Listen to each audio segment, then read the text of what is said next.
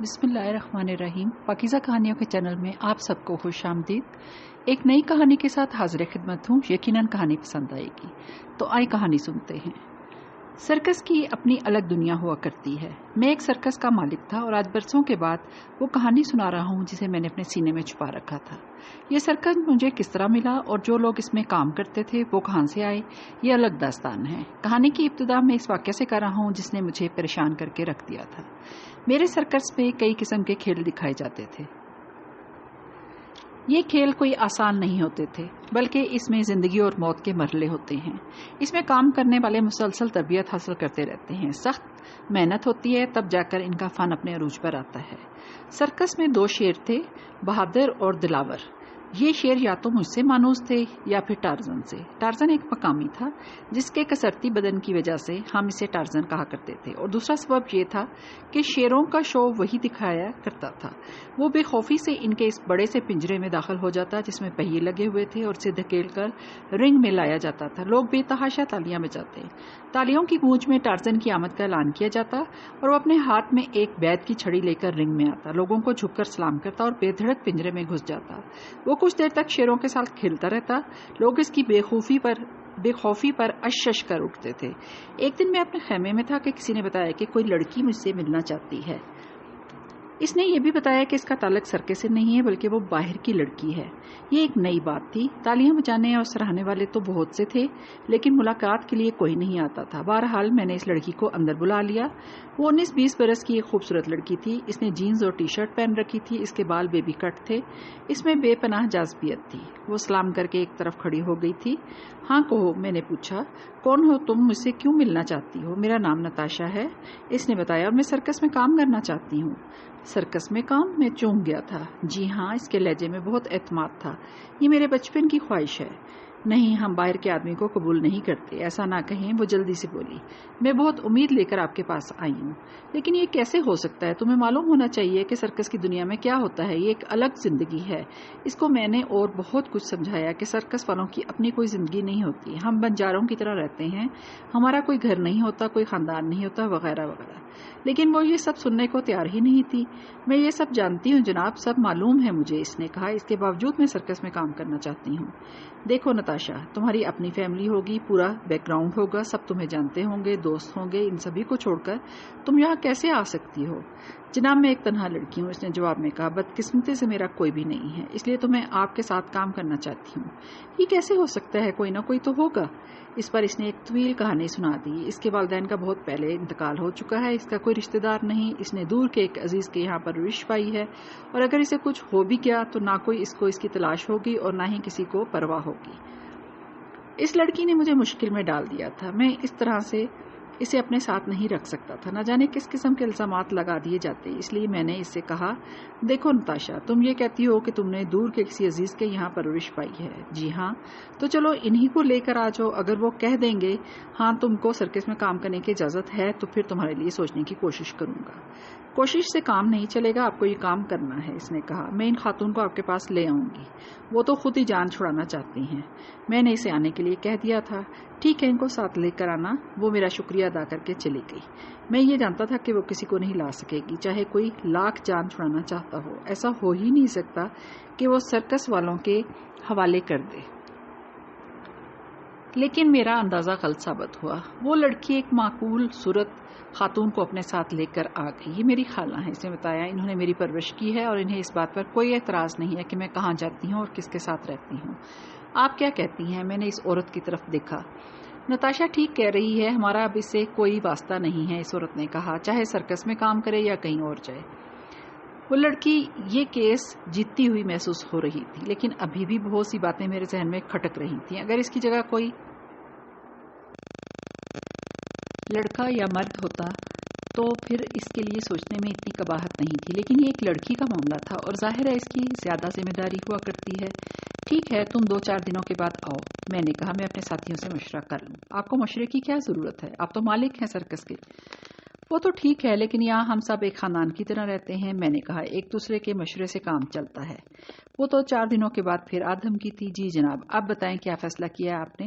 تم یہ بتاؤ کہ تم کس ایکٹ میں حصہ لینا چاہتی ہو، میں نے پوچھا۔ شیروں والے ایکٹ میں، اس نے بتایا۔ کیا؟ میں نے حیرت سے اس کی طرف دیکھا۔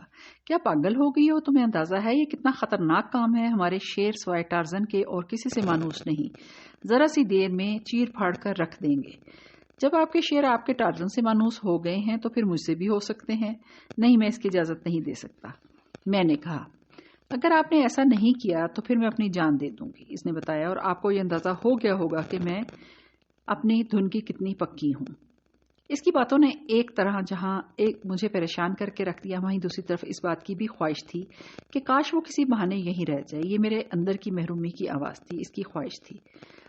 میں نے اب تک زندگی میں محبت جیسی کوئی چیز حاصل نہیں کی تھی۔ سرکس کی دنیا میں ایسی باتوں کا موقع ہی کہاں ملتا ہے؟ یہاں تو ایک جیسی زندگی ہوتی ہے، لیکن اس خواہش کا یہ مطلب بھی نہیں تھا کہ میں اس بے وقوف کی بات مان کر اس کے لیے موت کا سامان پیدا کر دوں۔ میں نے ایک بار پھر اپنے ساتھیوں سے اس کے لیے مشورہ کیا۔ وہ سب کے سب اس کے خلاف تھے کیونکہ یہ خاصی ذمہ داری کا کام تھا، لیکن دوسری طرف اس لڑکی کے بے پناہ شوق اور اس کی بے پناہ ضد نے ہمیں مجبور کر دیا تھا۔ باس، اگر وہ لڑکی ہمارے ساتھ شامل ہی ہونا چاہتی ہے تو اسے کہو کہ وہ شیروں کے چکر میں نہ پڑے، کوئی اور کام سیکھ لے، ٹارزن نے کہا۔ میں اسے سمجھا کر تھک چکا ہوں، لیکن وہ نہیں مانتی۔ تو پھر بھگاؤ اسے، وہ اپنی زندگی کی دشمن معلوم ہوتی ہے۔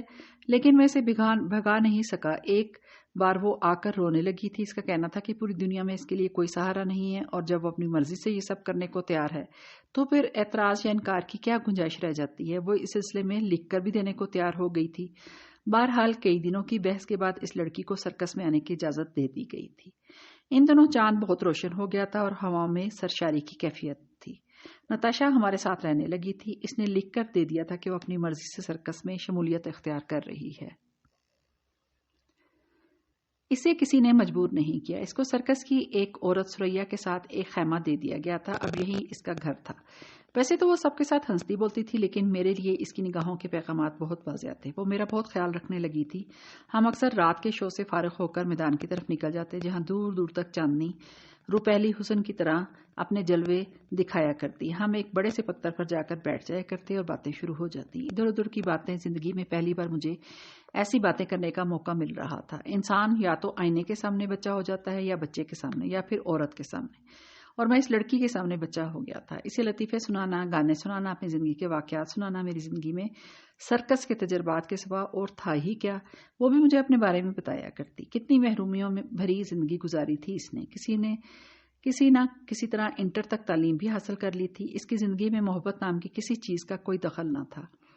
محرومیوں کو ایک نہ ختم ہونے والا سناٹا تھا جو اس کے چاروں طرف پھیلا ہوا تھا۔ ایک دن اس نے بتایا، زندگی میں پہلی بار مجھے ایسا لگا جیسے میری بھی زندگی کا کوئی مقصد ہے اور میرے پاس بھی خوشیاں ہیں، اور یہ احساس صرف آپ کی وجہ سے ہو رہا ہے۔ میرے لیے اس کا اعتراف بہت تھا۔ اس رات میں اسے شہر کے خوبصورت سے ہوٹل میں کھانا کھلانے لے گیا تھا۔ کھانے کے دوران میں نے اسے پوچھا، نتاشا، اگلے ہفتے ہم اس شہر سے روانہ ہو رہے ہیں، اب تم کیا کرو گی؟ مجھے کیا کرنا ہے، میں تو اب زندگی بھر کے لیے آپ کے ساتھ ہوں۔ نتاشا، کیا کبھی ایسا ہو سکے گا؟ میں نے خیز انداز میں پوچھا۔ اس نے شرما کر اپنی گردن جھکا لی۔ بہت دیر کے بعد اس نے کہا، اب آپ میری ٹریننگ تو شروع کروائیں۔ یار، تمہیں شیروں کے سامنے بھیجتے ہوئے خوف محسوس ہو رہا ہے، میں جلدی سے بولا۔ زندگی میں پہلی بار تو مجھے میرا مطلب ہے محبت ملی ہے، اور میں اسے بھی شیروں کے حوالے کر دوں؟ کچھ نہیں ہوتا، اس نے کہا۔ میں بھی بیوقوف نہیں ہوں۔ فوراً شیروں کے سامنے چلی جاؤں، میں انہیں آہستہ آہستہ رام کروں گی۔ پیار ایسی چیز ہے جو کسی کو بھی رام کرنے پر مجبور کر سکتا ہے، ہاں، جس طرح تم نے مجھے رام کر لیا ہے۔ اس نے ہنستے ہوئے میرا ہاتھ تھام لیا تھا۔ دوسری صبح میں نے ٹارزن کو بلا کر اس سے کہا، ٹارزن، میں ایک قیمتی امانت کی طرح نتاشا کو تمہارے حوالے کر رہا ہوں، تم اسے تربیت دو، شیروں کو اس سے مانوس کرواؤ، اور اس لڑکی کو بلا وجہ بہادر مت بننے دو۔ جلدی کی کوئی ضرورت نہیں ہے، یہ تربیت آہستہ آہستہ بھی ہو سکتی ہے۔ میں سب سمجھتا ہوں باس، ٹارزن نے اپنی گردن ہلا دی۔ تم فکر مت کرو، اگر شیروں کو حملہ کرنا ہی ہے تو پہلے مجھ پر کریں گے، پھر اس لڑکی کی باری آئے گی۔ مجھے تم سے یہی امید ہے ٹارزن۔ شیروں کے ساتھ اس کی ٹریننگ کا مرحلہ شروع ہو گیا۔ یہ ایک انتہائی خطرناک قسم کی ٹریننگ تھی۔ یہ جہاں اس لڑکی کے لیے ایک چیلنج تھا، وہاں ٹارزن کے لیے بھی تھا۔ بہت پھونک پھونک کر نتاشا کو مانوس کروانا تھا۔ ٹارزن بہت اکھڑا اکھڑا رہتا تھا، اسے وہ لڑکی پسند ہی نہیں تھی۔ وہ بار بار مجھ سے کہتا تھا، باس، یہ تم نے کیسا بکھیڑا پال لیا ہے، بھگاؤ اس لڑکی کو، وہ ہم سبوں کے لیے عذاب بن جائے گی۔ اب تو وہ آ گئی ہے ٹارزن، اب اسے برداشت بھی کرو، اس کا ساتھ بھی دو۔ وہ بک بک کرتا ہوا چلا جاتا۔ میں جانتا تھا کہ وہ ایک فرض شناس انسان ہے۔ نتاشا سے لاکھ ناراض اور خفا رہنے کے باوجود وہ اس کی ٹریننگ میں کوئی کوتاہی نہیں کرے گا۔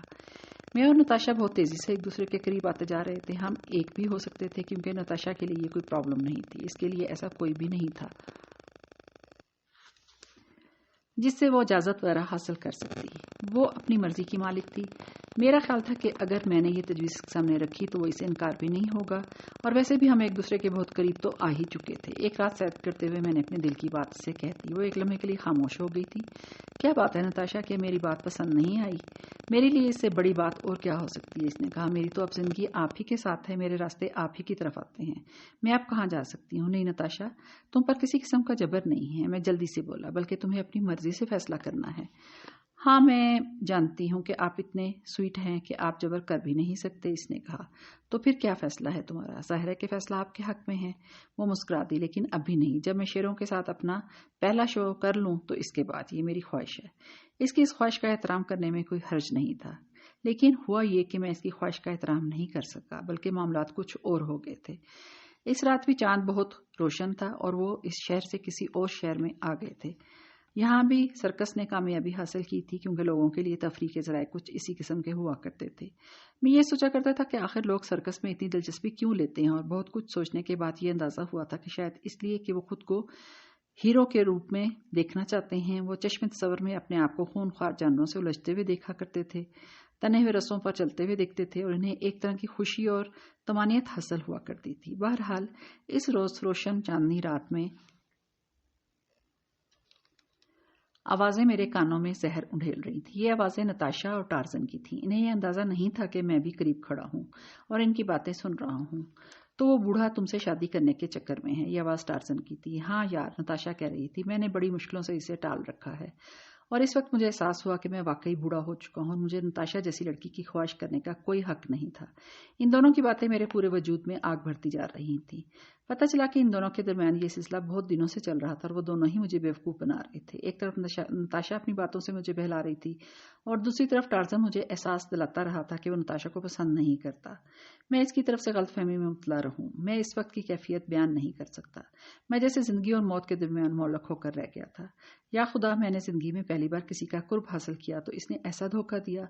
وہ دونوں ایک دوسرے میں گم ہو کر باتیں کیے جا رہے تھے. معلوم ہے ٹارزن، میں نے اس سے کیا کہا ہے؟ میں نے کہا ہے کہ جب میں شیروں کے ساتھ اپنا پہلا شو کر لوں گی تو پھر اس سے شادی کر لوں گی. دونوں ہنس پڑے. پھر ٹارزن کی آواز آئی. نتاشا، تم شیروں کے ساتھ شو ضرور کرو گی، لیکن یہ تمہارا اور میرا آخری شو ہوگا، کیونکہ اس کے بعد ہم دونوں کو یہ سرکس چھوڑ کر کہیں اور چلے جانا ہے.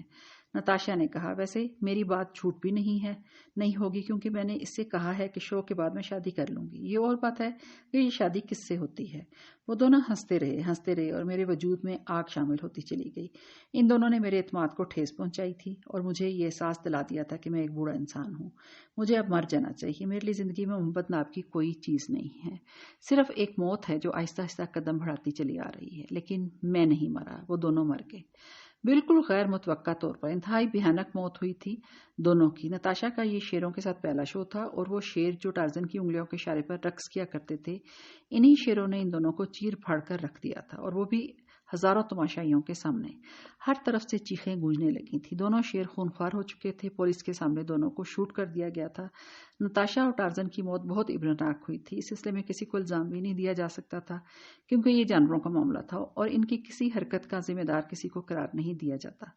وہ کسی بات پر بھپر گئے اور انہوں نے اپنے خون کی پیاس بجھا لی. ٹارزن نے ٹھیک ہی کہا تھا کہ یہ شو نتاشا کا پہلا اور آخری شو ہوگا، اور یہ اور بات ہے کہ وہ اس کے بعد ٹارزن کی نہیں بلکہ موت کی دلہن بن گئی تھی. میں نے اس کے بعد سرکس کی دنیا کو خیر آباد کہہ دیا تھا.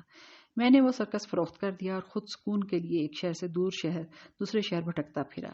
میں اب ایک مدت کے بعد یہ کہانی لکھ رہا ہوں اور اس بات کا اعتراف کر رہا ہوں کہ ان دونوں کی موت اتفاقیہ نہیں ہوئی تھی، بلکہ وہ ایک خاص قسم کی دوائی جو ان شیروں کی خوراک میں شامل کر دی گئی تھی، اس دوائی کا ری ایکشن یہ ہوا کرتا تھا کہ یہ وحشی جانوروں کا وحشیانہ پن پوری شدت کے ساتھ سامنے آ جاتا ہے. ان کی سوئی ہوئی خون خواری جاگ اٹھتی تھی، اور جب ان کی خون خواری جاگ اٹھتی تو انہوں نے ٹارزن اور نتاشا کو موت کے گھاٹ اتار دیا. ہو سکتا ہے کہ آپ کو میرا یہ فعل انتہائی بزدلانہ اور ظالمانہ محسوس ہو رہا ہو، لیکن ان دونوں نے مجھ پر بھی تو ظلم کیا تھا. نتاشا کی محبت میرے لیے میری زندگی کا پہلا شو تھا، اور یہ پہلا شو ہی میرے لیے موت کے پیغام کی طرح کر دیا گیا تھا. تو میں کس طرح نتاشا کو اس کے پہلے شو میں کامیاب ہوتے دیکھ سکتا تھا؟ امید ہے آپ کو یہ ایک سچی کہانی پسند آئی ہوگی.